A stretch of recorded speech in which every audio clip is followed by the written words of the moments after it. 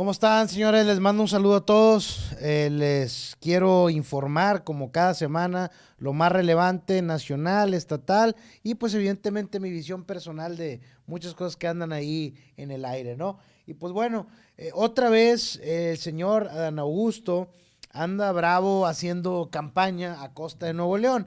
Evidentemente el señor critica a Nuevo León, pues porque ¿qué otro estado critica, güey? O sea, Nuevo León es el mejor estado de este país, con la mejor gente, la gente más guapa, el crecimiento económico más vigoroso, menos pobreza, pues claro que se va a atacar al gobierno de Nuevo León, al gobernador de Nuevo León. ¿A quién va a atacar para hacer campaña?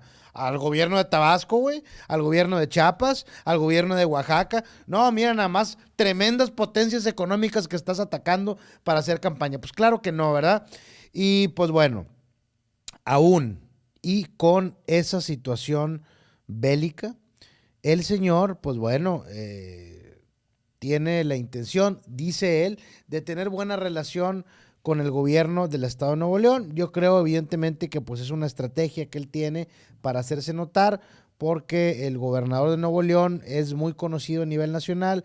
Él está en una dinámica de pre-campaña al interior de Morena y pues, ¿qué les digo? Ya yo fui al Congreso ya a pedir que lo declararan persona non grata para que respete a Nuevo León, güey, para que sepa que aquí hay con queso, ¿sí? Para que sepa de qué lado más la iguana.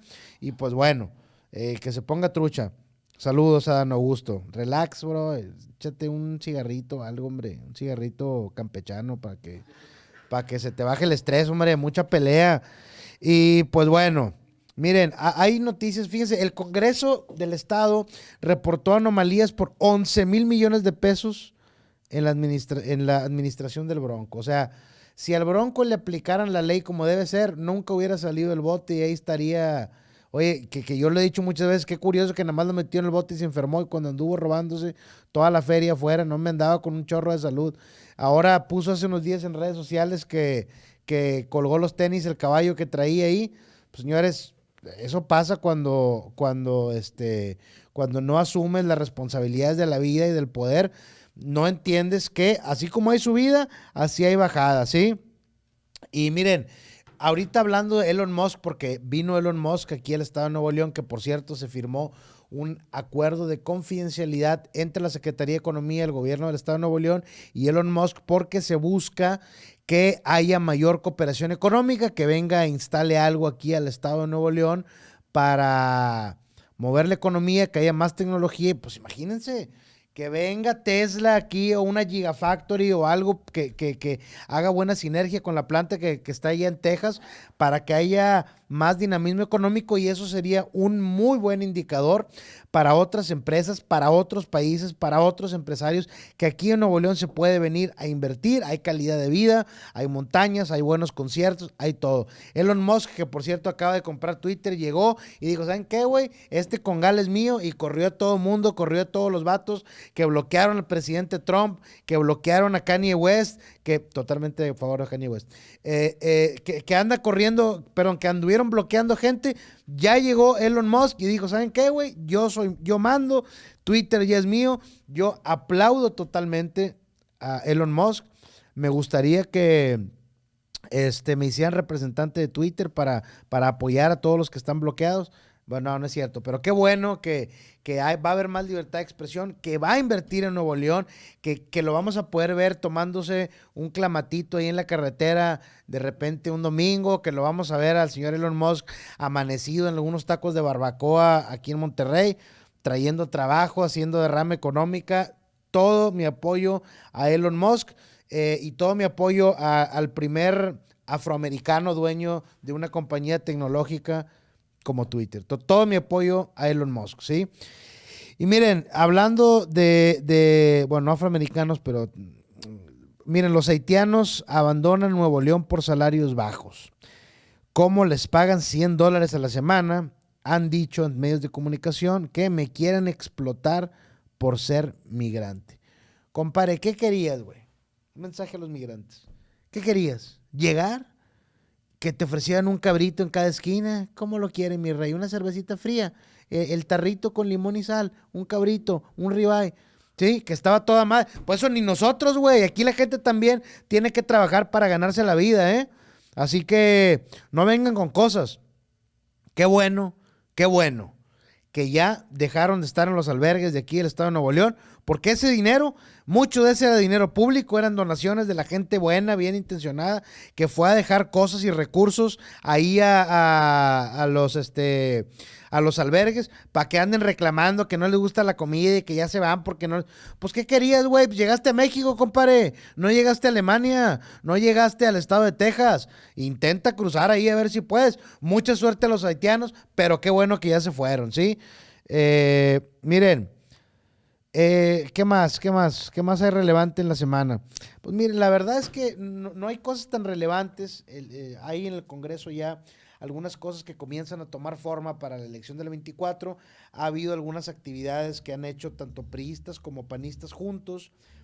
Carlos de la Fuente y Paco Cienfuegos anduvieron ahí entregando lentes en escuelas, diciendo que pues iban a colaborar, etcétera, etcétera. Esto se vio como un mensaje de que la alianza PRI-PAN es un hecho para la próxima elección, por lo menos a nivel local, más allá de que a nivel nacional haya problemas para articular esta propuesta política. La verdad es que no tiene muchas opciones PRI-PAN. MC sí puede competir solo todavía, pero PRI-PAN pues no tienen muchas oportunidades de ser competitivos en la próxima elección frente a Morena, que por cierto me da gusto que haya hablado de más a Dan Augusto en Morena, porque eso significa que van a perder estrepitosamente 24, por lo menos en Nuevo León, ¿sí? Porque si alguien cree que tener un discurso así les va a ayudar a sus intenciones políticas, pues está mal, compadre. Está mal, no vas a ganar. Pero, pues sí, se va formando esa alianza PRI-PAN, va a competir Morena solo, va a competir Movimiento Ciudadano solo, y bueno, para el próximo programa ya una diputada de MC ya me dijo que iba a asistir. Vamos a ver qué tal se pone la plática. Como ustedes saben, aquí en este espacio yo no traigo nada en script, no traigo nada planeado, invito a alguien con la intención de que se haga un buen diálogo. Ya tengo yo más o menos en mente las ideas que quiero que se platiquen con la persona que viene, con el invitado. Y pues básicamente eso ha sido una semana muy, muy interesante. Porque repito, llega mucha inversión al Estado, llega Elon Musk, compra Twitter, desbloquea a Kanye West, corre a los directivos de ahí. Y imagínense que Elon Musk abra unos headquarters aquí de Twitter en Monterrey, Nuevo León. Twitter México, aquí en Gonzalitos o algo así, estaría chido, ¿no? Imagínense, estaría toda madre, güey, estaría toda madre. Que Nuevo León sea la capital de la tecnología, de la manufactura, de la mano de obra bien pagada, de las universidades. O sea, Nuevo León, señores, ¿saben qué? Siento por un momento que estoy en Suiza ya al estar aquí sentado en esta silla en Monterrey, pero bueno, ya vamos para allá. Y que viva el estado de Nuevo León, que viva Elon Musk, que viva la inversión, y todos los que critiquen al estado, ten cuidado, güey, porque aquí somos bravos de a madre. Les mando un saludo, no se pierda la plática que voy a tener con Jesús Garza, que es un catedrático del Tecnológico de Monterrey, exfuncionario del Banco de México, ha estudiado en muchos países, una persona con mucho conocimiento. Se va a poner muy buena la plática, no se la pierda. Mucho escándalo en el estado de Nuevo León por el tema de las cartas de no antecedentes penales en su expedición para poder inscribirse en el proceso de fiscal general, que va a durar un buen tiempo. Se inscriben las personas, se hacen varias ternas, el Congreso las manda al gobernador, el gobernador ahí elige o no elige o veta a alguien. Ya se dijo que no quiere que esté Adrián de la Garza. Digo, no hizo muchas veces alusiones directas, pero dijo que se requería que hubiera un perfil técnico y no político, evidentemente, por el tema de Adrián de la Garza. ¿Cuál es el tema? Que miren, hubo una controversia porque decían que algunos candidatos que son, digamos, afines al Estado, sí se las habían entregado. Eso se discutió ahí en la glosa del Congreso, al secretario general de gobierno le hicieron esas preguntas, y la realidad es que dijo, bueno, a ver, es que lo que pasa es que hay un amparo para frenar el proceso, por lo tanto nosotros tenemos que acatar esa resolución, no podemos expedir las cartas de no antecedentes penales para este procedimiento en específico. Y pues ahí está. Algunos dicen que es una mala jugada para sacar a Adrián, otros dicen que simplemente están acatando la resolución de un juez. Creo yo, porque vi la comparecencia, como se le quiere llamar, del secretario general de gobierno. Creo yo que se pudo haber defendido de una mejor manera porque tiene sentido. A ver, la carta de no antecedentes penales antes te la pedían prácticamente para cualquier empleo. Se quita la carta de no antecedentes penales como un requisito obligatorio solamente para trámites, tengo entendido, de tipo gubernamental. Está la carta de no antecedentes penales. Creo yo que una mejor defensa para ese tema hubiera sido, a ver, sí se puede expedir en algunos casos si se pide que es para algo no relacionado a la convocatoria. A lo mejor, quién sabe, ¿no?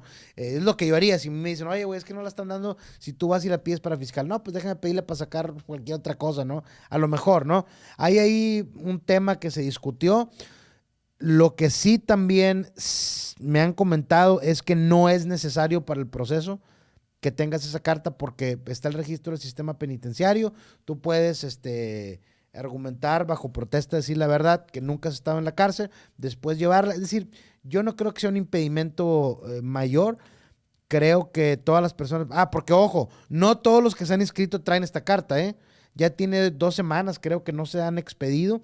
Por lo tanto, hay gente que ha ido a inscribirse que no lo cumple. El resto de los requisitos sí me parece que son prioritarios, pero bueno, vamos a ver qué pasa, vamos a ver cómo se va moviendo este proceso. Evidentemente, PRI y PAN, que tienen la mayoría en el Congreso, son los que van a tener pues más mano en la designación del nuevo fiscal, en seleccionar las ternas, pero lo que sí queda claro es que todo el proceso va a tener mucho escándalo político, porque uno de los involucrados fue ex candidato a gobernador, ex alcalde, y pues está cabrón que si le ganaste el año pasado en la elección, ahora lo tengas entregándole la mitad del gobierno. Es un buen debate, porque el gobernador ha mencionado también que el fiscal lo debe de elegir la ciudadanía o proponer la ciudadanía. Yo estoy de acuerdo con él, sin embargo, por el momento no existe la base legal para hacerlo. Sería interesante ver que se meta en la ley para próximas designaciones o para próximos procesos. Les mando un saludo. ¿Cómo estamos, señores? Les mando un saludo a todos. Pues bueno, un programa más. Como ustedes saben, siempre traigo invitados galletudos aquí. No traigo miserias como otros espacios de debate y análisis, ¿no? Entonces, pues bueno, en esta ocasión traigo a un invitado que por azares del destino nos peleamos ahí en Twitter. Pero él es un académico, Jesús Garza. Quiero que tires un poquito de crema aquí con la raza. Habla un poco de ti, qué estudiaste, qué te dedicas, para que la gente sepa más o menos cómo va a estar el enfoque de lo que vas a decir. Y pues bueno, un experto en economía, ¿qué les digo? Gracias por la invitación. Bueno, yo soy Jesús Garza, tengo una licenciatura en economía, una maestría en economía financiera en Essex, en Inglaterra, un doctorado en finanzas en Essex, en Inglaterra. Mi primer trabajo fue profesor de economía en Bristol Business School en Inglaterra. Después trabajé en Banco de México 2 años en la división de estabilidad financiera. Trabajé en Hacienda y Crédito Público 4 años en la unidad de planeación económica, que es donde se elabora el presupuesto, los famosos criterios generales de política económica. Y también fui director general de Asuntos Financieros Internacionales, que es la relación de Hacienda con multinacionales y la gestión de créditos también hacia el país. Trabajé también como Chief Economist de México para Itaú, un banco brasileño, por 2 años, y luego abrí mi propia empresa, mi mini banco, una financiera en Monterrey, Soluciones Financieras Gama, y empecé también a dar clases en el EGADE Business School del TEC de Monterrey.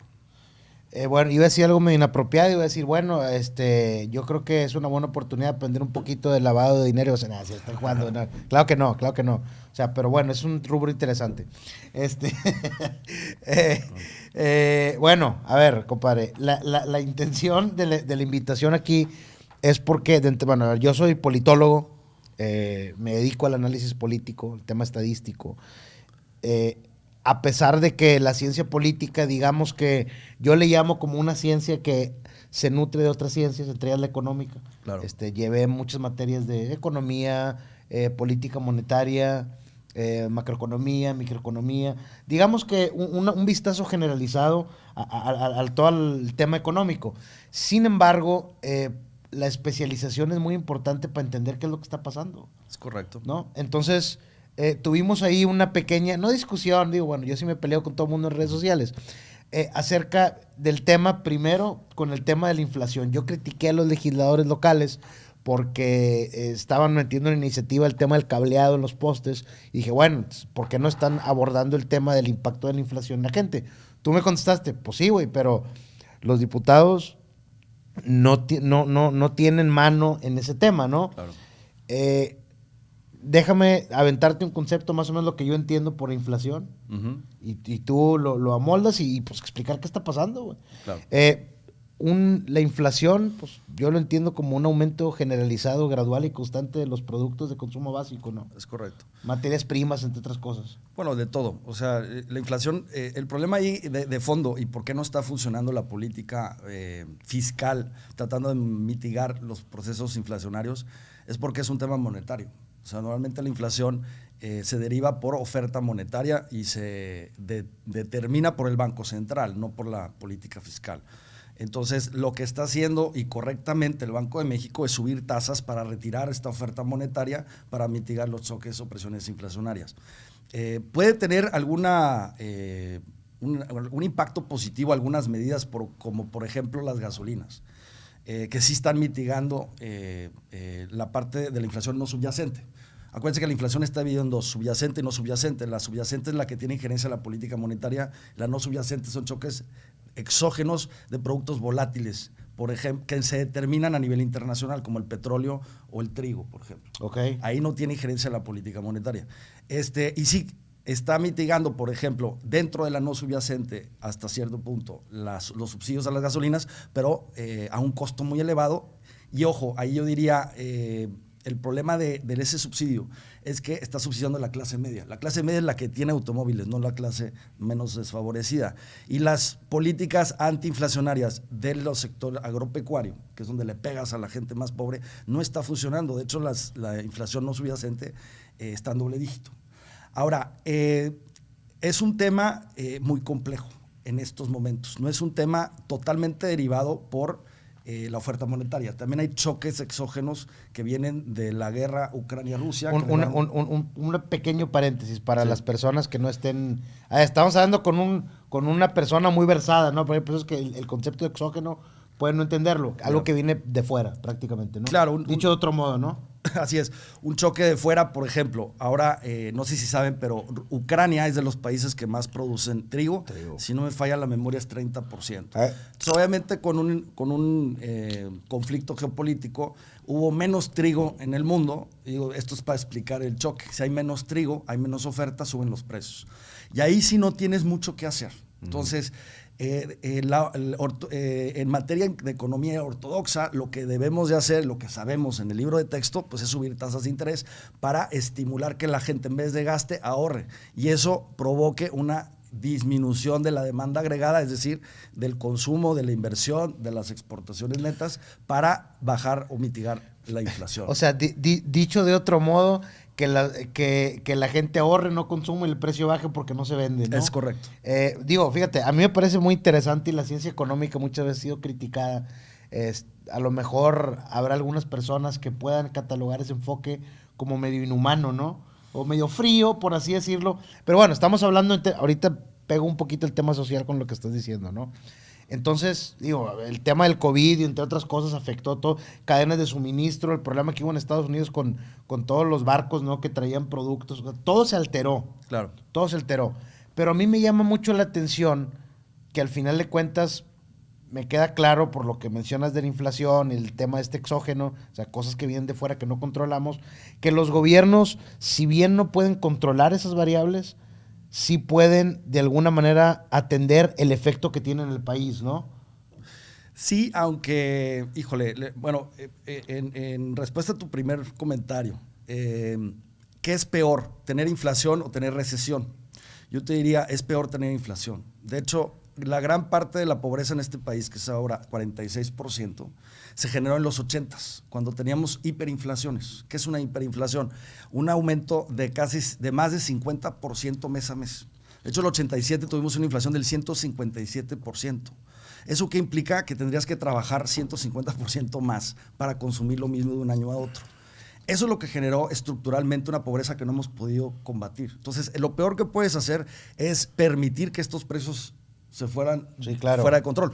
¿Por qué? Porque sí, vas a ponerle un jalón a la economía, pero al momento que ya se estabilicen las expectativas inflacionarias, lo que hablamos en economía, que se ancle la inflación al centro de la meta del Banco de México, en el caso de Estados Unidos a la Reserva Federal, puedes volver a estimular la actividad económica. Son ciclos. Ok.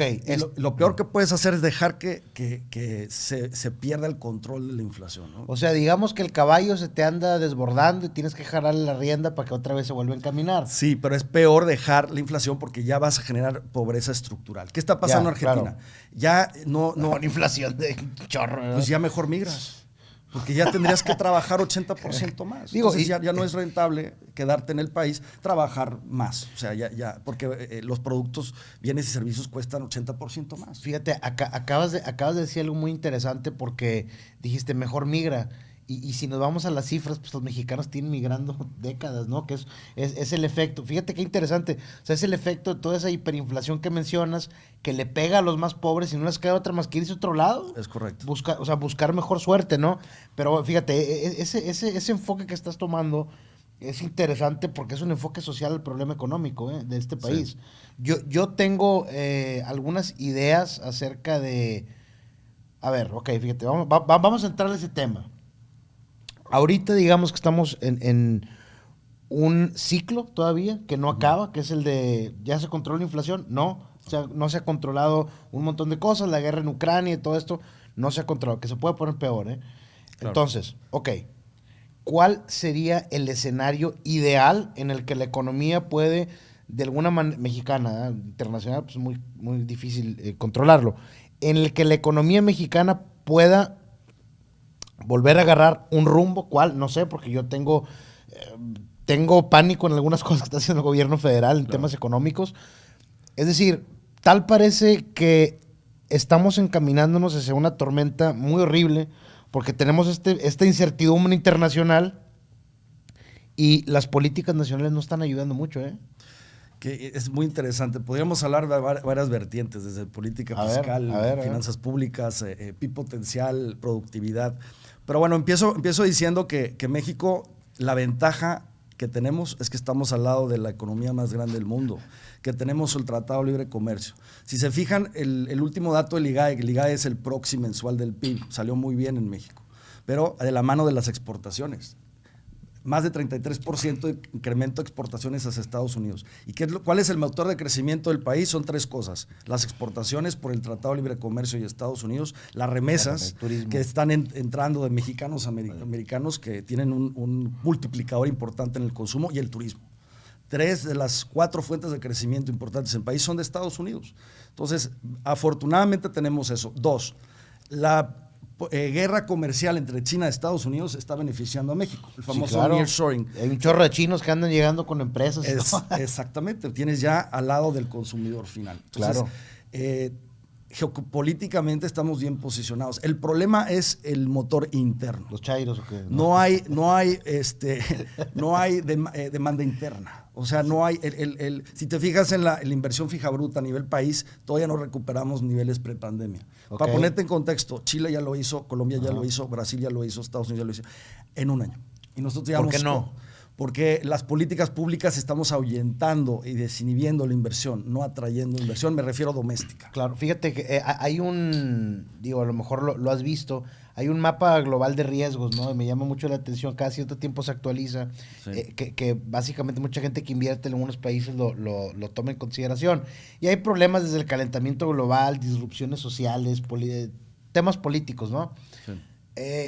México parece estar encaminado, y corrígeme si estoy equivocado, pero yo veo que lo que está haciendo el gobierno federal es, de entrada, ahorita me mencionaste política fiscal, está queriendo hasta levantar la mesa, güey, ver de dónde saca dinero. Es correcto. Primero se fue contra los grandes contribuyentes, ¿no? Que para la izquierda eso es como que, ay, güey, ¿no? Se excitan de más con ese tema. La justicia social, bajarle dinero a los contribuyentes que deben mucho. Pero después no queda otra. Tienes la mitad del país pobre, estás con la clase media, la empiezas a pulverizar. Claro. Entonces, a lo que voy, eso es parte de lo que está pasando, por lo que México no se agarra rumbo. Es complicado, pero los últimos 4 años, y tiene mucho que ver con la estabilidad también de la moneda, las finanzas públicas han sido estables. ¿Por qué? Porque sí fueron muy agresivos con las grandes contribuyentes. El ISR aumentó. El ISR es el 65% de la recaudación total. Tenías también altos precios del petróleo. El año pasado llegaron a superar los $100 por barril. Entonces, los ingresos petroleros también compensaron el faltante de ingresos. Y tenías algo que dejó la administración anterior, que es el FEIP, el Fondo de Estabilización de Ingresos Petroleros. Que se lo están chingando ya. Que ya quedan nada más 30,000 millones de pesos y los dejó la administración anterior con 333,000 millones de pesos. El problema es este año, porque estimaste un crecimiento del 3%. Los analistas dicen que va a ser la mitad. En un año de una posible recesión económica, entonces vas a tener menos recaudación. El precio del petróleo, claramente, si hay una recesión, va a caer. Ya no va a estar a niveles de 100. Vas a tener menos ingresos petroleros. ¿Y qué crees? Ya no va a haber FEIP. Entonces, ¿qué vas a hacer? A mí me preocupa el mensaje que, oye, las Afores, ahí hay dinero. Oye, los bancos no están usando ese dinero que la gente no lo toca. Oye, eso es preocupante. Y ojo, ya en su momento con Banco de México, de un remanente del Fondo Monetario Internacional, lo mandó a Banjico y ya quisieron tocarlo. Entonces, y me acuerdo que obviamente la gente de Banjico le dijo, no lo puedes tocar, porque eso es parte de las reservas internacionales. Entonces, van a estar muy ávidos de tener dinero y lo van a tratar de sacar de todos lados. Oye, fíjate, ahorita que mencionó ese tema de las Afores, de que de hecho lo metieron como iniciativa, fue un diputado miserable de aquí de Nuevo León. Yo lo conozco, lo critiqué a morir, le dije, oye, güey, o sea, porque la iniciativa era que se pudieran utilizar las Afores para financiar proyectos de infraestructura, ¿no? del país. Entonces, yo le decía, oye, güey, pero, o sea, ¿cómo va a ser eso? Imagínate tú, mira lo que hizo el presidente con la infraestructura del aeropuerto internacional. Lo tiró a la basura, güey. O sea, ¿le vas a estar dando permiso a un gobierno de que utilice ese dinero para apostarlo? A ver, es muy sencillo, las Afores. Yo invierto en mi retiro. Yo espero que mis Afores me den un rendimiento positivo para cuando yo me jubile tenga dinero disponible. No menos, sino más de lo que yo metí. Claro. Porque obviamente voy a necesitar pesos reales a futuro, ajustados por inflación, lo que tú quieras. Si lo invierten en AIFA, que pierde 23 millones de pesos al mes, si lo meten en Pemex, que perdió el año pasado 233 mil millones, o CFE, pues vas a tener menos dinero. Entonces no es rentable. Y ojo, es una barbaridad, porque casi el 80% de las Afores invierten su dinero en renta fija de gobierno federal. Estarías comprando tu propia deuda. O sea, es absurdo. Y ese tipo de cosas la gente o los diputados no lo saben. Y es tristísimo que tengamos que hablar de medidas absurdas para compensar un faltante de ingresos. Fíjate, que van a tener. Ahorita que mencionas ese tema es donde creo yo que ambas disciplinas convergen, ¿no? Y me llamaba la atención que tú me decías, bueno, es que yo no hablo de temas políticos, yo soy un técnico. Claro. Totalmente de acuerdo. Sin embargo, las variables y el análisis que haces de esas variables económicas de un país muchas veces lamentablemente están determinadas por la política. ¿Y sabes qué es lo peor? Por la ideología, ni siquiera por un tema real, es un tema ideológico. Claro. Y yo sí veo un riesgo latente de que México, a ver, ¿qué está pasando? A ver, un tema que lo voy a juntar con esto, ¿no? El tema de la militarización. Es muy común que los países subdesarrollados con instituciones débiles concentren de entrada el poder en una sola persona. Ahí tenemos el caso de Rusia, que por más que lo digan, para mí es un tigre de papel. Ahí tienes a Corea del Norte, tienes a Venezuela, tienes estos regímenes que se sostienen con la imagen y el culto de la personalidad de una persona. Uh-huh. ¿Qué es lo primero que hacen estos líderes para poder mantener un control al país? Otorgarle un chorro de dinero al ejército, claro, y darles poder, ¿para qué? Para que no les den un golpe de estado, ¿no? Uh-huh. ¿Cuál es la consecuencia de esto? Que evidentemente si alguien tiene dinero para invertir en un país, dice, híjole, güey, no, claro, pues mejor no, o sea, ahuyentan la inversión extranjera, porque, a ver, ¿por qué Nuevo León? Y es algo interesante, en Nuevo León hay mucha inversión, cada vez llega más, pero somos un islote, claro, somos un islote en el resto del país. Entonces, yo no veo un panorama alentador en ese sentido. En el tema fiscal, yo veo que hay una agresión total hacia todo el mundo, al que se deje, güey. Ahora, súmale que ahora, pues bueno, la gente que no paga impuestos, ¿y cómo vas a querer pagar impuestos? Oye, güey, déjame pagar impuestos para que se lo estén metiendo ahí a esto y a aquello, que son tonterías. Bueno, ahí hay muchos temas que podemos conversar. Yo te diría, algo que me llama la atención de muchas personas en Twitter es... Sí. Como mexicanos apoyan a Rusia y a China. Hijo, ¿dónde me acabas de dar en el... Es que no entiendo porque 33 millones de mexicanos viven y trabajan en Estados Unidos, envían remesas. Culturalmente, si tú cruzas la frontera, hablan español, claro, hay mucha afinidad cultural, tenemos pues infinidad de relaciones comerciales, políticas. Y que yo sepa, no hay muchos mexicanos en China que nos envían remesas. Mira, ¿no? te voy a decir algo. Yo lo resumiría en que, híjole, hay un libro que está muy interesante que habla acerca de grandes errores que han ocurrido a lo largo de la historia en política, en economía y todo. Sí. Y a veces, y el libro lo que hace es poner como centro de todas esas consecuencias la estupidez. ¿Sí? Okay. O sea, a veces ese es el argumento, güey. La gente, ¿por qué lo hace? ¿Por qué piensa así? Porque son ignorantes o pongan la palabra que quiera. Eso es algo que a mí siempre, en serio que me explota la cabeza con eso. No, que Rusia y Putin y China, güey. A ver, de entrada, somos el país que está a la vuelta, güey, de Estados Unidos, del mercado de consumo más grande del mundo. Claro. Y en neta, a ver, para empezar, yo le decía a un güey ahí en redes sociales, porque me decía, no, hay que empezar a tener lazos comerciales con Rusia. Le digo, a ver, güey, vamos a pensar que tú haces algo. Para empezar, ¿cuánto te va a costar mandarlo para allá? ¿Va a haber alguien que te lo compre allá, güey? Es que eso es otra falacia, que son países ricos. No es cierto. Ve el PIB per cápita de Rusia, el PIB per cápita de China. Otra vez, el PIB no se mide por la cantidad, se mide en cantidad entre el número de personas. Siguen muy por debajo de los países occidentales. Y fíjate, China tiene un problema estructural muy grave. Ellos tuvieron una política de un hijo por familia por 40 años.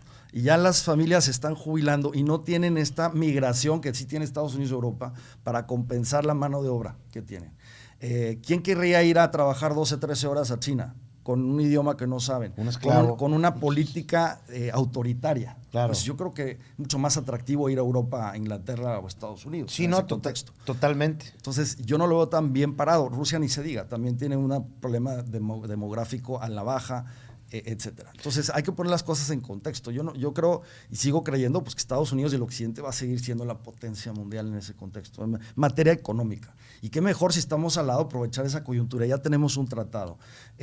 Pues aprovechemos una mayor integración para que la gente viva mejor, ¿no? Ahora, mira, tocaste dos temas. Primero, ahorita el tratado, el TEMEC, que ahorita me gustaría entrar en ese tema porque es muy interesante.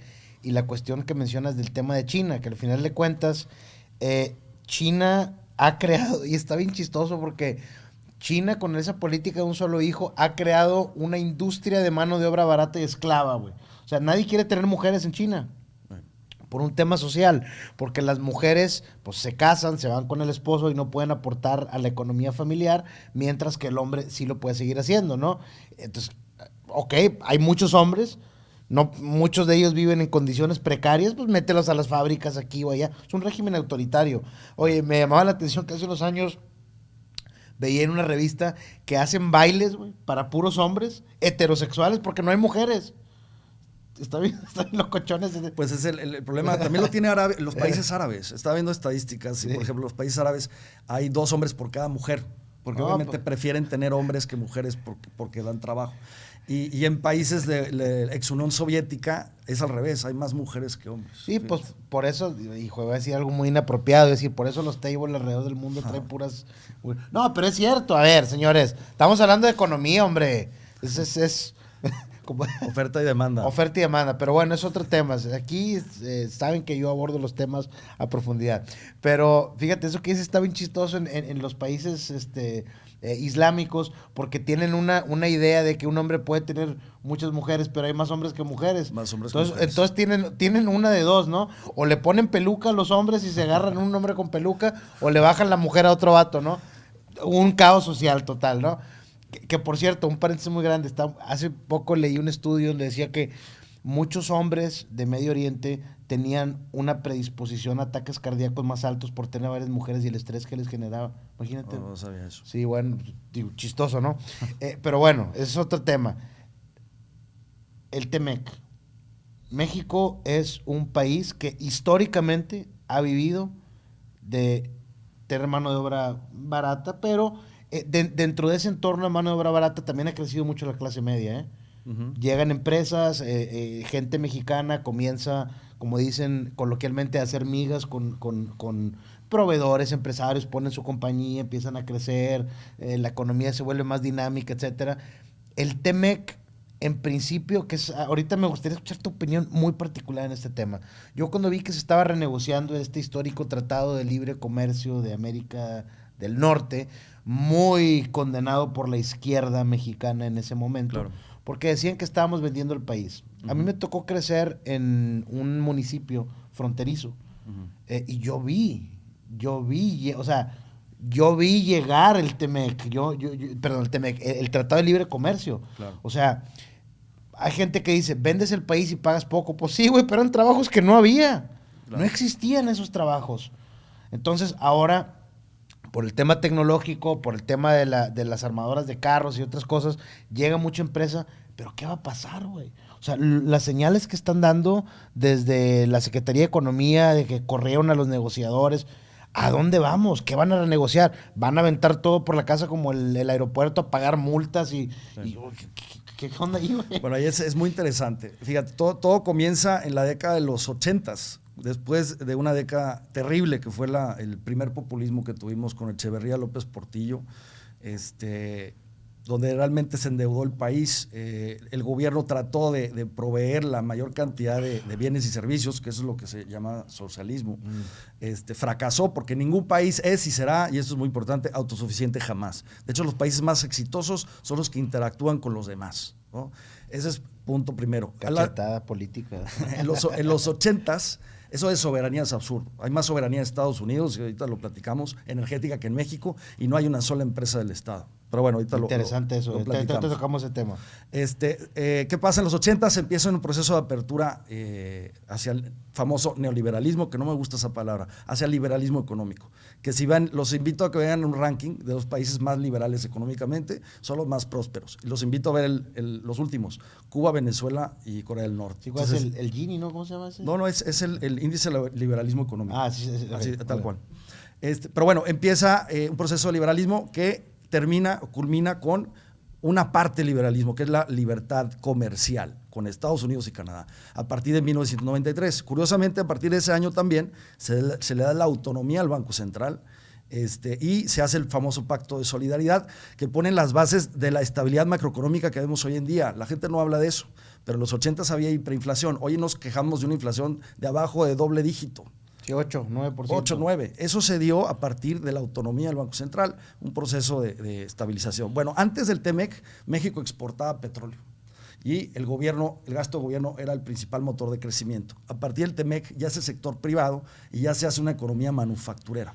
El problema de fondo, yo creo, y por qué no se permeó todos los estados, porque, ojo, Nuevo León tenía casi 40% de pobreza. Y hasta hace algunos años cayó hasta 14%. Eso sí se vio beneficiado de este proceso de integración comercial. Muchos estados fronterizos también, muchos estados no, que no se integraron con estos procesos productivos. Eso no quiere decir que no funcionó a nivel país. Quiere decir que cientos estados que se adaptaron y tenían la infraestructura para hacerlo, pues se beneficiaron, otros no. Pero bueno, el problema yo creo es que no se compitió en materia tecnológica. Debimos haber invertido en materia tecnológica y no depender de mano de obra barata para competir.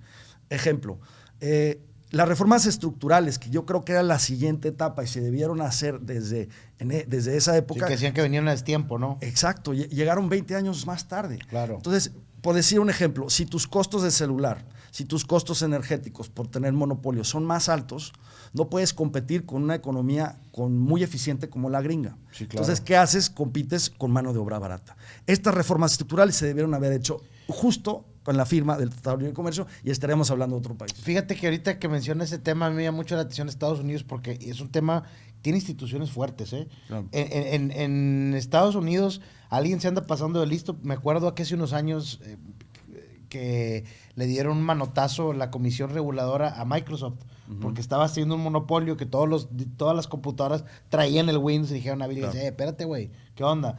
Le pusieron un multón, le dieron un manotazo. En México no hay instituciones que hagan eso. En teoría sí hay, pero en la práctica no sucede. ¿A qué voy con este tema? Esa cuestión de la que hablas, de que llegó muy tarde las reformas. Sí. Yo leí cuando se aprueban las reformas de Peña, ¿no? Este paquete de reformas, Sí. que le hicieron una pregunta al PRI, creo, y me dio risa porque eso engloba gran parte de los problemas de México. Les dicen, a ver, pero es que, o sea, ustedes están impulsando estas reformas, que abrir mercados, que tal telefonía y esto y aquello, y petrolero, la chingada. ¿Por qué no lo hicieron antes? Si nosotros lo habíamos hecho. De hecho, eso es muy interesante. El PRI votó en contra cuando el PAN lo propuso. A eso bueno, les hicieron esa pregunta. Sí, ellos mismos votaron. Es más, me acuerdo mucho Gamboa con Calderón, que ellos votaron en contra y a favor de la estatización. Y ganó Peña Nieto y entra la gente neoliberal del PRI y ya votan a favor. Pues, ¿qué te digo? Yo te digo, los intereses en México desafortunadamente son personales y son políticos antes que del país. Y fíjate, es lamentable. No recuerdo el político que fue, le hicieron esa pregunta de lo que mencionas. Oye, ¿por qué no votaron?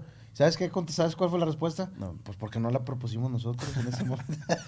Y ahí vas al tema. No les interesa el desarrollo económico del país, les interesa cuestiones personales, ¿no? Políticas. Digo, obviamente tiene una explicación muy lamentable, que es, pues ellos viven a toda madre con sus empresas que chupan del Estado. Al final de cuentas, ¿qué es lo que pasa en la élite política?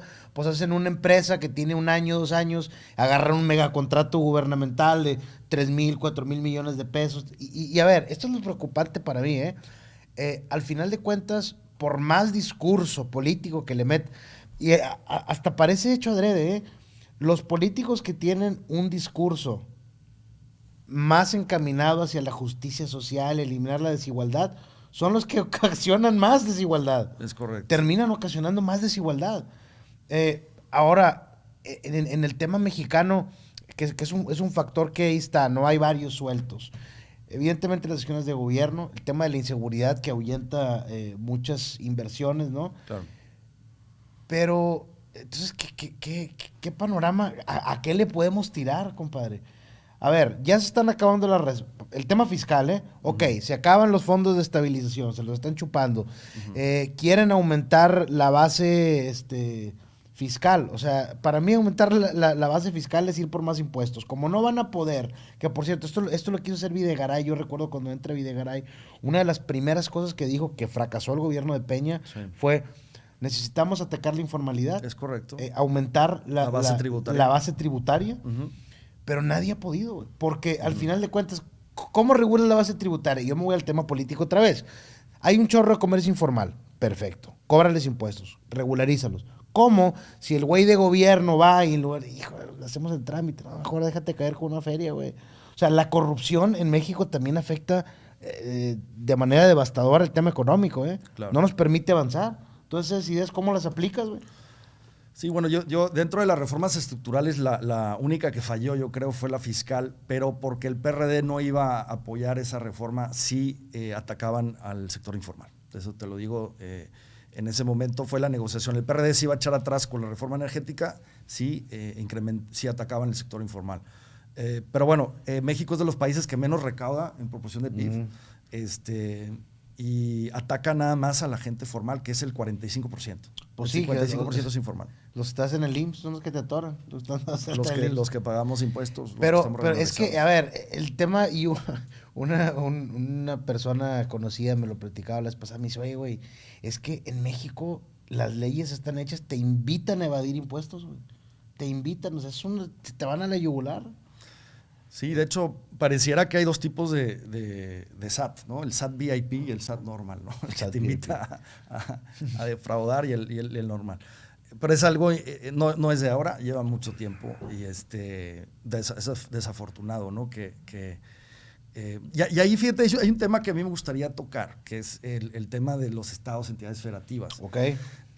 Yo soy muy partidario de que los estados, municipios tengan más autonomía fiscal. Yo creo que eso fomentaría que la gente pague más impuestos.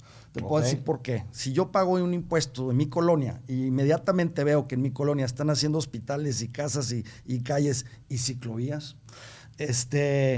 pues yo estaría muy contento, ¿eh? Pero si veo que pago impuestos y lo veo que se pierde en algo que se llama Pemex, que supuestamente es mío y no recibo ningún dividendo, pues ahí digo, oye, ¿para qué estoy pagando impuestos? Que lo que mencionas, corrígeme si estoy equivocado, es más o menos como funciona el sistema educativo en Estados Unidos, ¿no? Por los distritos escolares. Exacto. Que según cómo se paga el impuesto, va a meterse al tema educativo, ¿no? Lo ves reflejado en tu colonia y en tu escuela y en tus niños. O sea, aquí no se ve. Que fíjate, eso que dices es interesante. Sin embargo, digo, tiene todo el sentido del mundo, ¿eh? En Estados Unidos, y revísenlo los que estén viendo esta transmisión, este programa, cómo funciona el sistema educativo en Estados Unidos. Tú puedes ir a una misma ciudad, ver una escuela cayéndose a pedazos y otra escuela que parece palacio árabe, ¿no? O sea, muy avanzado. ¿Por qué? Porque por distrito escolar, del predial lo sacan ahí del impuesto, no estoy seguro, pero por los impuestos que se cobran a nivel distrito, se destina una parte de la escuela y por eso hay escuelas buenas, escuelas malas. ¿Cuál es el problema? No problema, el matiz con lo que acabas de decir, totalmente de acuerdo. Tendríamos escuelas con madre en Monterrey, San Pedro, San Nicolás, pero ahorita hay un problema muy grave, ya entrando en el tema de las entidades federativas, por ejemplo, en Nuevo León. O sea, en Nuevo León tiene hay un artículo que les invito a que lo lean, se llama Un San Pedro al año, que crece el área metropolitana de Nuevo León un San Pedro al año. Wow. ¿Cuál es el tema, no? Y esto es causa y efecto. Llega mucha gente de otros estados, se comienza el centro a hacer más el centro, evidentemente aumenta el costo de las rentas, la plusvalía del área aumenta y empieza a echar fuera del área metropolitana o del centro a muchas personas que a lo mejor ya no tienen el ingreso para pagar la renta, etcétera, etcétera, ¿no? ¿Qué es lo que está pasando? Estos municipios periféricos, lo que comienza a pasar es que llega mucha mano de obra barata, muchos informales, o sea, tienes mucha gente que vive en un municipio, que no paga impuestos, pero sí utiliza infraestructura, servicios básicos y todo. Entonces, hay un tema real ahí, ¿eh? Traen en el Congreso ahorita un tema interesante, que es, como Samuel traía el tema de la renegociación del pacto fiscal, claro, o del convenio fiscal, como se le quiera llamar, decían, ok, chido, pero hace falta más a nivel estatal, güey. ¿Está bien? No, yo estaría de acuerdo. De hecho, el tema de redistribución está bien. El problema es que no lo hemos visto en México. Desde la firma del famoso pacto fiscal en 1978, los estados más pobres eran, fíjate, Guerrero, Chiapas y Oaxaca. Pasan 40 años. ¿Sabes cuáles son los estados más pobres? Y es más, no solamente son más pobres, Oaxaca ya es más pobre que hace 40 años. Entonces, ¿está sirviendo el pacto fiscal? Claramente claro no. Habría que tener incentivos de decir, bueno, te voy a dar dinero, pero, oye, aumenta la inversión, aumenta el potencial económico, haz algo, porque estás tirando el dinero a la basura. Y mientras tanto, ¿hace cuánto no tenemos metro en Nuevo León? Fíjate, eso que mencionas ahorita y vuelvo a meter el tema político en la ecuación. Esos estados que mencionas, el análisis de México, cómo vamos, que sale cada año, sí, está muy interesante y la verdad está muy, muy fácil de leer, ¿no? Porque te avienta cada estado, su economía, cuál es el que más crece, cuál es la actividad económica principal y todo. Sí. Y te das cuenta que los estados que más crecen son aquellos que tienen inversión extranjera, que tienen empresas de otro lado, por ejemplo, la manufactura de autos, por poner un ejemplo. Sí. Y hay un estado que me llamó mucho la atención, porque está, creo que San Luis y abajito pues está Oaxaca. Tú ves la actividad económica de San Luis, y de Puebla, y de Aguascalientes, etcétera. Y luego ves la de Oaxaca, y ves, por ejemplo, acá, industria tecnológica, industria automotriz, todo, Oaxaca, producción de chocolates, pues, claro, ¿qué pedo, güey? O sea, pues obviamente no va a crecer el estado. Y lamentablemente, en estos estados del sur del país, y perdónenme si caigo, bueno, me van a criticar como quiera, la verdad me vale madre, que digan, no, este vato es clasista. No, güey, sino que existe una cultura donde las comunidades no quieren abandonar sus tradiciones, pero en ese sacrificio que hacen, por así decirlo, les cuesta vivir en la miseria siempre. Fíjate, por ejemplo, lo que está pasando con el tema del Tren Maya. A mí, en lo personal, me parece un buen proyecto, ¿no? Sin embargo, las comunidades de allá que les puede beneficiar con turismo, con cosas por el estilo, son los que se están oponiendo. Mira, yo el tema cultural nunca he sido creyente. Te voy a poner dos ejemplos. A ver. Yo voy mucho a McAllen y tú vas a McAllen y de hecho hay un municipio de McAllen, condado, como le quieras llamar, que se llama Pharr, que es el municipio con más mexicanos de todos Estados Unidos. Conozco bien ahí, mis abuelos vivían ahí. Ah, bueno. Yo tenía una casa, iba mucho, ahora tengo otra casa en Mission, pero bueno. El punto es, son los mismos mexicanos de Ciudad Victoria, de Reynosa, de Monterrey. Pero de en un lado la frontera ganan $8,500 al año y en otro lado la frontera ganan casi los 40. Son los mismos, la misma carne asada, los mismos cantús, hinojosas y garzas. Entonces, no es un tema cultural, es un tema que ellos tienen acceso a educación, acceso a inversión, acceso a créditos baratos. El sistema funciona para ellos. Y creo que en México no, y por eso la división. Aquí en México es muy complicado tener tu propio negocio, entrar a participar en sectores oligopólicos. Te pongo un ejemplo, hay un dato, el capitalismo de cuates, el famoso crony capitalism, sí, claro. Donde, fíjate, 75% de los americanos, los billonarios, son self-made, que se hicieron ellos solos. Sí, sacaron un buen producto, algo, el mercado los ayudó, se consumió y vamos. La educación te da esa facilidad, claro. el liberalismo económico te da esa facilidad. En México no, estamos plagados de oligopolios, no hay educación para todos, pues obviamente los billonarios son heredados. Si te has dado Fíjate, cuenta. y hay otro tema interesante, volviendo un poquito a la cuestión del funcionamiento de una institución como el SAT, que hay tanta ineficiencia que si tú quieres abrir una empresa, te puede empezar 6 meses y no tienes una cita. ¿Sabes cuánto te tardas en Estados Unidos a abrir una empresa LLC? ¿Cuánto? 45 minutos.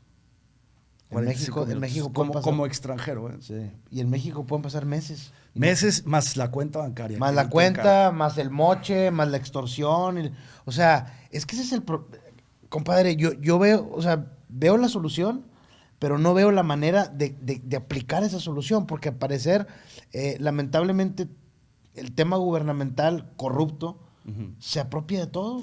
Yo te diría, la solución de estos estados, pues obviamente es darles primero que nada una buena educación, porque darles las bases educativas. Te pongo un ejemplo que a mí me pasó. Yo viví en la Ciudad de México, trabajé en el sector público muchos años. Tenía una empleada doméstica de Oaxaca que recibía en ese momento el apoyo de Prospera, que era un apoyo social de 3,500 pesos, que era el umbral de la pobreza en ese momento. Y un día llegó llorando porque su hija se había graduado de contabilidad de la UNAM. Y ya no iba a recibir por primera vez en tantas generaciones el apoyo Prospera, ya iba a recibir un sueldo de 10,000 pesos. Entonces, ¿qué es lo que la sacó de la pobreza? Primero, educación, acceso a la educación y trabajo. Claro. Entonces, si enfocáramos esos esfuerzos, en vez de estar dando apoyos sociales, que eso contiene más no combate la pobreza, tendrías una migración de gente hacia procesos productivos. Ahora, por eso, mira, eso que mencionas, tienes toda la razón, pero voy a sacarme un concepto que no sé si existe o no, pero estaríamos ya creando un ecosistema donde todos los factores coexisten. O sea, la persona que tiene el acceso a la educación puede, para empezar, puede acabar sus estudios, ¿no? Claro. Y segundo, puede encontrar un empleo para poder aplicar esa especialización que obtuvo en una universidad, por así decirlo, ¿no?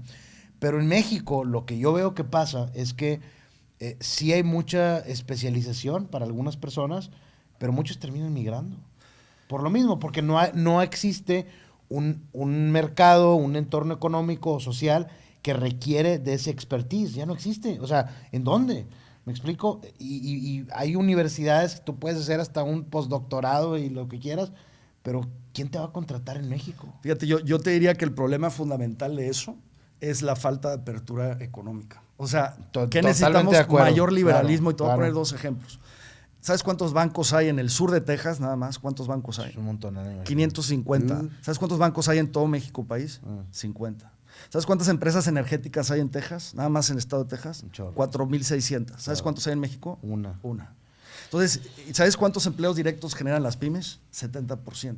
Si tú generas un nivel de competencia donde permites invertir y generar más empleos, competencias que aparte van a bajar precios y te hacen más productivo, estaríamos hablando de otro país.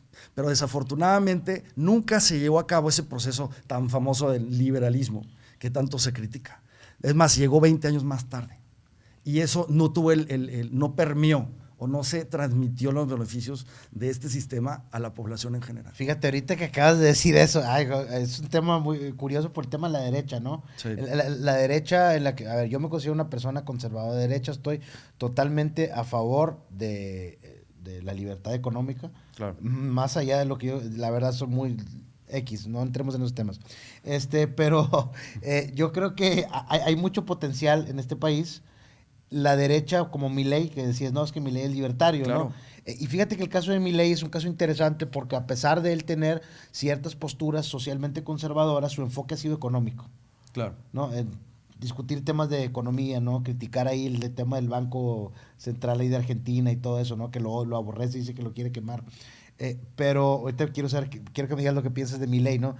Pero se me fue el hilo que estamos hablando.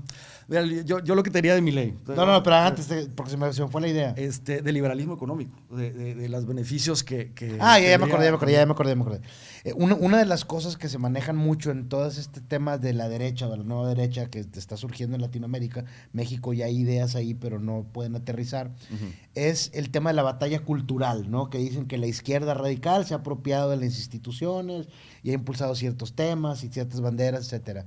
Entonces, una de las críticas que hace, por ejemplo, Agustín Laje es que dice, la derecha ganó el tema económico, lo ganó, pero la batalla cultural la perdió. O sea, no se pudo articular una manera de transmitir culturalmente todas estas cosas de las que estás hablando.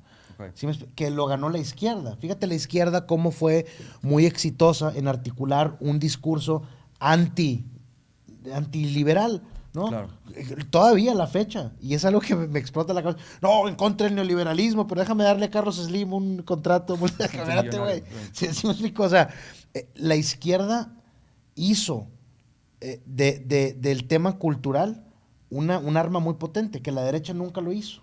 Y la derecha no lo hace, es más, ¿cómo puedes tú aterrizar? Que yo creo que Trump sí lo hizo bien, ¿eh? Yo creo que Trump sí lo hizo bien. En algunas cosas. Ahorita te digo por qué. Pudo meter el tema económico en un discurso de derecha, criticó el Tratado de Libre Comercio, obviamente desde una manera medio aislacionista, ¿no? Porque dice, güey. Es lo que te iba a decir, eso no es liberal, ¿eh? Eso es proteccionista, de hecho. Sí, proteccionista. Sin embargo, creo yo que es un avance en el discurso político meter el tema económico. Dice, bueno, ¿sabes qué? Se abrieron los mercados, güey. Ahora las empresas que daban trabajo a los norteamericanos se fueron a México, se fueron a otros lados, y curiosamente el Trump dice, ellos están haciendo ricos, son muy inteligentes, güey. No es cierto. Sí, on paper, sí. Así lo ve él, ¿no? Sí, claro. A lo que voy con todo esto es, entonces, estamos hablando que la solución tendría que ser, de alguna manera, culturizar, crear un arma cultural discursiva para promover los beneficios del liberalismo económico. Pues no lo sé, pero está muy claro, los países más liberales económicamente son más exitosos, son más prósperos. Los invito a que vean las estadísticas y hagan una correlación simple. PIB per cápita y liberalismo económico. Y los mismos Dinamarca, Finlandia, Alemania, y son los los más prósperos, con mayor educación, menor mortalidad infantil, mayor ingreso disponible. Es muy claro. Pero yo lo que te diría de Trump, él no era liberal, él era conservador. De hecho, me refiero proteccionista. Proteccionista, ¿no? Aislacionista, como le dicen. Sí, y lo que él argumentaba era falso. Te voy a decir por qué. Él quería más manufactura, trabajadores que ganaban $30,000-$40,000 al año. Sí. Lo que sucedió en Estados Unidos fue un proceso de migración hacia una economía del conocimiento. Entonces, sí, perdiste 40,000 empleos mal pagados, pero ¿qué crees? Ganaste 80,000 en Silicon Valley bien pagados porque migraste a una economía tecnológica que tiene mayores remuneraciones. El error fue cómo migrar estos empleos de 40,000 a estos de 80,000. Pero es una economía muy dinámica, importadora de cerebros impresionante. Y lo que él generó fue distorsionar estas políticas liberales que normalmente los republicanos estaban a favor. Fíjate, creo que ahorita eso que mencionas, que es un debate aparte, ¿no? Totalmente el tema de la automatización y cómo va a generar los cambios en la economía, en la mano de obra, de todos los sentidos. Sí. Y yo platicando con un amigo que es ingeniero, estaba hablando de este tema, le digo, a ver, güey, es que evidentemente la tecnología es una lucha perdida, los que quieran pelear contra eso, contra los nuevos avances. Me dice, no, me argumentaba eso, bueno, es que tú dejas de tener 40,000 empleos muy rudimentarios, por así decirlo, para pasar a tener 100,000 empleos ligados a la tecnología y todo. Pero mi pregunta era, ¿qué vas a hacer con los otros, güey? ¿No? ¿Qué vas a hacer con esos de acá? Él me mencionaba un programa que había, no me acuerdo quién lo implementaba, que me pareció muy interesante. Dice, es que se tiene que hacer una reconversión de capacidades de una gente para que pueda adaptarse bien al otro lado. Es correcto. O sea, crear un puente entre ambas realidades, ¿no? Fíjate, hay dos temas. Uno que acabo de leer, me llamó la atención. Dice que la India ya está a punto de erradicar la pobreza extrema. ¿Y la India qué está haciendo? A mí fui hace un par de años a un evento aquí con el consulado. Okay. Y está invirtiendo en startups y en competencias tecnológicas a los chavos. O sea, los chavos salen de secundaria sabiendo programar. Yeah. Imagínate el potencial tecnológico que tiene eso. Y segundo, hay un país que se llama Ruanda, que hace africano, 30 años tuvo sí. un genocidio.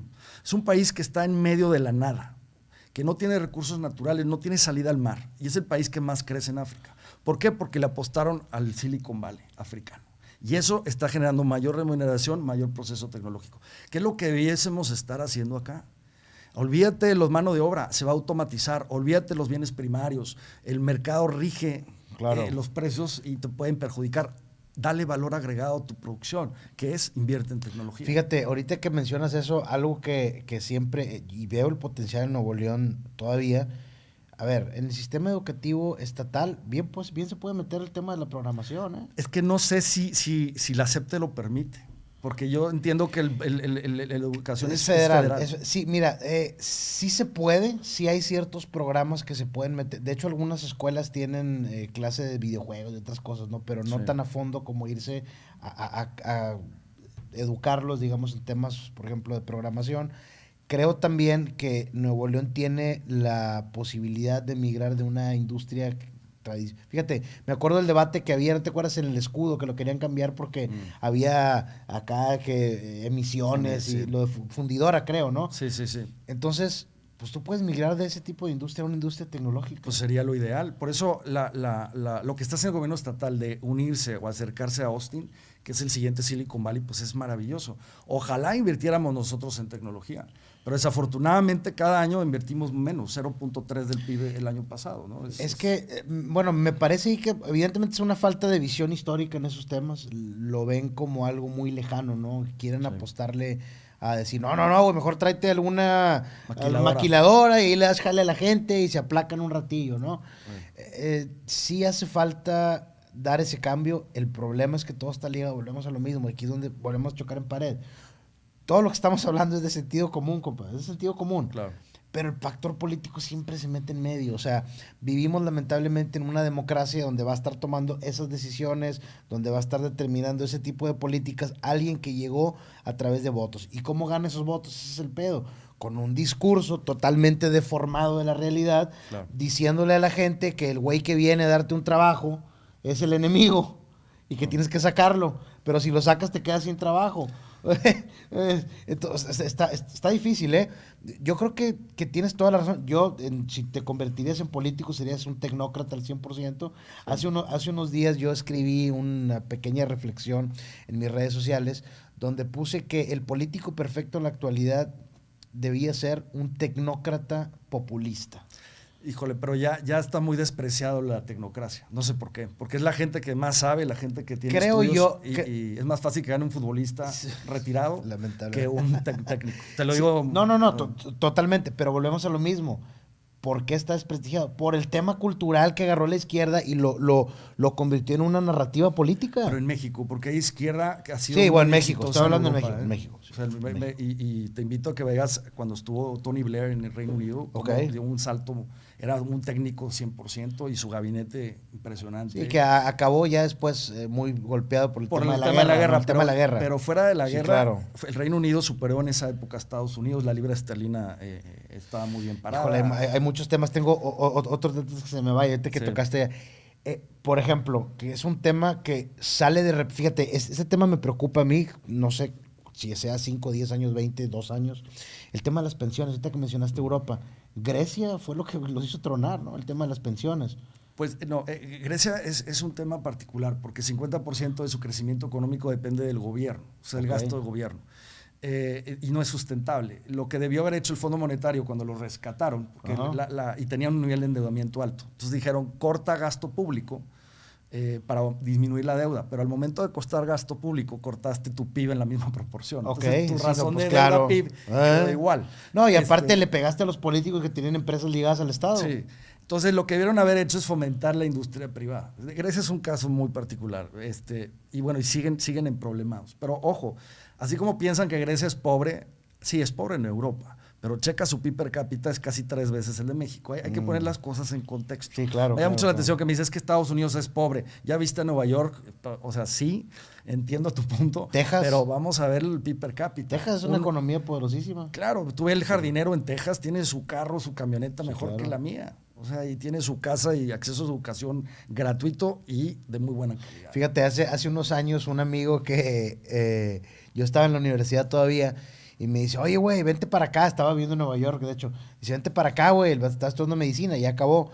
Me dice, compadre, estoy doblando camisetas en un American Eagle y gano como $15 la hora, güey. No me acuerdo, algo así, ¿no? Entonces, híjole, me queda claro que hay una realidad posible para México.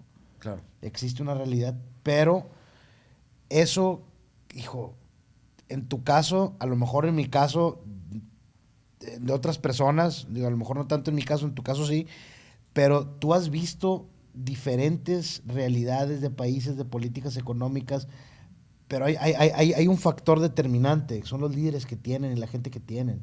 O sea, lamentablemente en México, ese alto nivel de pobreza, y es algo muy, muy, muy extraño, porque se ha romantizado el que la gente se mantenga en la pobreza. Sí. O sea, tú eres el pueblo bueno, y eres güey, yo no quiero estar aquí, cabrón, yo no quiero ser el pueblo bueno. ¿Sí me entiendes? O sea, quiero vivir bien.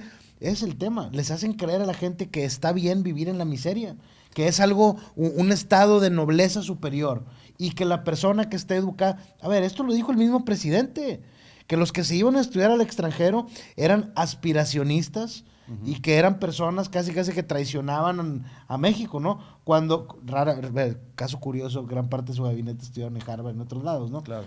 Entonces, híjole, es casi imposible tocar el tema económico sin tocar el tema político. Yo lo que te diría es la gente vota por un Mesías, un Salvador siempre. ¿De quién fue culpa? De Salinas. ¿De quién fue culpa? ¿De quién no está yendo bien? AMLO. O sea, no entienden que detrás de una persona hay unas propuestas, hay una ideología. Y en otros países como Europa, y te lo digo porque yo vivía ya muchos años, se vota por una ideología, un sistema con propuestas. ¿Cómo me va a afectar esto a mí? Y la gente, famosos working class, se preocupa por eso. Sí, claro. No se preocupa por... Es que él parece honesto. ¿Cómo? Y ya porque parece honesto va a hacer políticas que te van a aumentar el bienestar. Pues sí. Hay un error fundamental de por quién votar. O sea, o me cae bien, o tiene el famoso Peña Nieto, está guapo.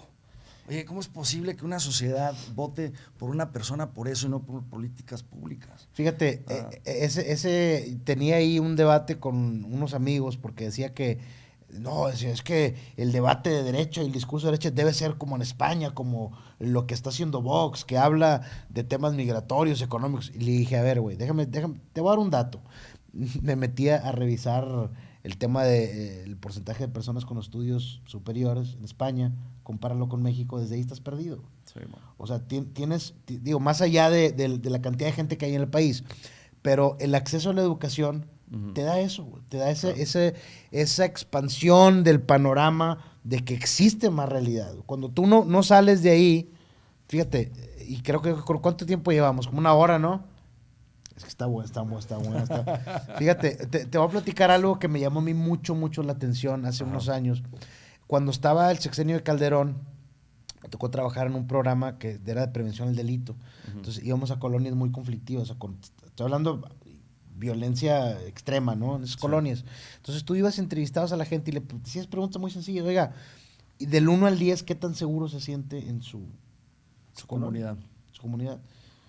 Fíjate lo que decían. No, pues mira, la neta, aquí en mi calle está bien tranquilo. Yo diría que un 9. Allá a 2 cuadras, la vez pasada mataron unos chavos, los balacearon. Pero allá, o sea, yo estoy aquí con madre. ¿Qué feo con esto?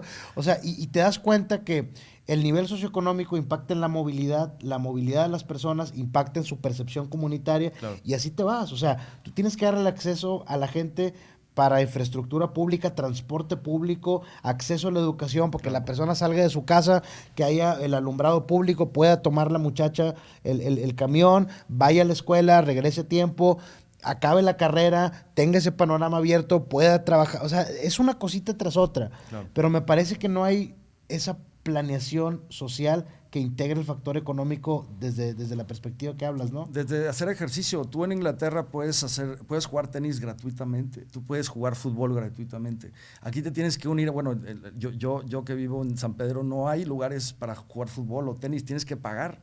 O sea, ¿cómo es posible que una sociedad no te dé o no te permita tener tiempo libre para hacer ejercicio, ¿no? Y fíjate, ahorita que mencionas eso, en esos recorridos que hacía, comunitarios, no tienes idea la cantidad de espacios deportivos que ves abandonados, ¿eh? Bueno, eso es triste. Gimnasios grandes, o sea, con canchas totalmente descuidados, porque volvemos a lo mismo. ¿A quién le estás dando el poder? ¿A quién le estás dando la capacidad de decidir sobre esos temas, no? Claro. Es algo muy lamentable. Pero, pues bueno, yo quisiera darte las gracias por venir. La verdad es que da para muchos, son muchos temas. Sí, muchos temas. Son muchos temas, ¿no? Y ¿qué te digo? Yo creo que has nutrido mi discurso de derecha radical que he tenido, te agradezco. De Milei, ¿qué me decís de Milei? No, que yo considero que él es más libertario que de derecha. O Sí, sea, totalmente. Y porque totalmente. yo me considero más libertario Sí, totalmente. en ese contexto. Yo el tema social no me gusta tocarlo, me gusta tocar el tema económico, es el que yo sé. Yo siento que el tema social, cada quien.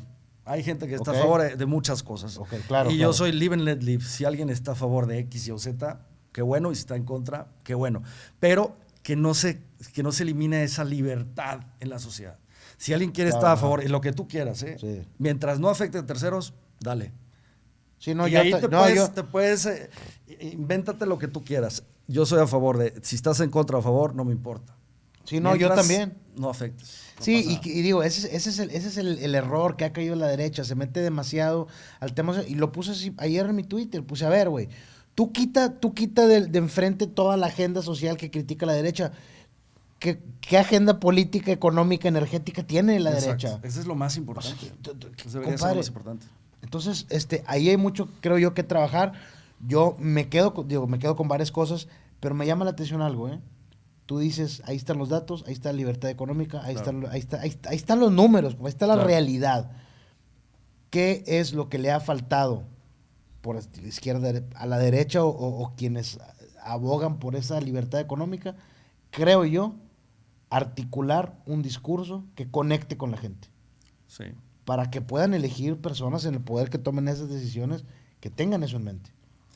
Pues ¿no? sí, desafortunadamente no hemos, y fíjate, las recientes reformas estructurales, muchas fueron muy exitosas, como la Telecom, y no se vendieron de manera adecuada. Compadre, acá, hijo, perdóname que te interrumpa. No. Yo me he peleado con amigos, no, que las reformas de pelio, güey. Fueron muy buenas. Le digo, cabrón, pago 200 pesos de celular al mes, güey. Claro. No me acabo los gigas, güey. Es correcto. O sea, fíjate nada más lo paradójico. La reforma en telecomunicaciones de Peña Nieto hizo que más mexicanos, incluso en situación de pobreza, pudieran acceder a tecnologías, celulares, todo, nada más para estar compartiendo cosas chairas y sí, el liberalismo. Güey, tienes eso en la... ¿Entiendes? No, y yo soy el fiel creyente que obviamente mayor competencia, menores precios, más innovación, más eficiencias, y es un gana-gana. Entonces, se vendió mal, yo creo que se vendió mal y llegó muy tarde. Se vieron haber hecho desde que se firmó el Tratado de Libre Comercio, de una vez abrir toda la economía como se debió haber hecho. Fíjate, digo, con esto voy a acabar. Me gustaría extenderme más porque es muy interesante este tema. Sí. Yo trabajé muchos años, todavía colaboro con una empresa consultora, que es donde me formé profesionalmente, y en la campaña donde sale Peña y entra Meet, estábamos trabajando en esa campaña. Sí. Entonces, una de las cosas que más nos llamaba la atención, el terrible problema de comunicación que tenían, ¿eh? Sí. O sea, no tenían, eso que estás diciendo, se los decíamos, es que necesitas vender esto. Claro. Y no lo hacían, no lo hicieron, no supieron enfrentar el monstruo que era López Obrador, no pudieron abordarlo de manera correcta y se vendió muy, muy mal. La reforma en telecomunicaciones a mí me parece excelente, pero nunca se tocó el tema. Nadie la menciona. No, y el sector hipotecario, por ejemplo, ya muchas familias tienen acceso a créditos, antes no lo tenían, etcétera, ¿no? Y el tema energético no se vende bien, pero las empresas pagan 30% menos costo energético que hace 10 años. Todavía están por debajo de lo que paga una empresa americana, pero eso es otro boleto. Entonces, faltó mucho la comunicación de vender muy bien la idea de libertad económica, que tiene un una relación con prosperidad. Y si no me creen, los invito otra vez, grafiquen PIB per cápita, es decir, los países más ricos del mundo, con la libertad económica. Y se van a dar cuenta, mayor libertad, mayor crecimiento, mayor riqueza. Punto. ¿Qué les digo? Una muy buena plática. La verdad, me voy con varias buenas. Gracias por aceptar la invitación. Gracias a ti. Me parece que se debe discutir más temas económicos, no nada más políticos y sociales. Claro. Se debe de socializar la discusión económica en todos lados, así como la gente discute, ay, es que se va a casar con aquel. Güey, discute temas económicos, compadre, discute temas económicos, ¿no? Pues sabes que me llama la atención que por ejemplo, en Twitter el 80% le interesa quién va a ser el técnico de Tigres. Eso es lo más importante. Sí. Eso es lo más importante y es triste porque deberíamos estar hablando de este tipo de temas y los jóvenes más. Fíjate, ahorita me acabas de dar una idea. Imagínate que vayas con el DT de Tigres, con el Tuca Ferretti y el Miguel Herrera. Sabían que el liberalismo... Eso funcionaría más. No, pues claro. Pues bueno, les agradezco que hayan visto este programa. Agradezco, compadre, que hayas venido. Gracias. Y pues bueno, les mando un saludo. No sean ignorantes, aprenden de economía y los quiero mucho, ¿ok? Bye. Gracias.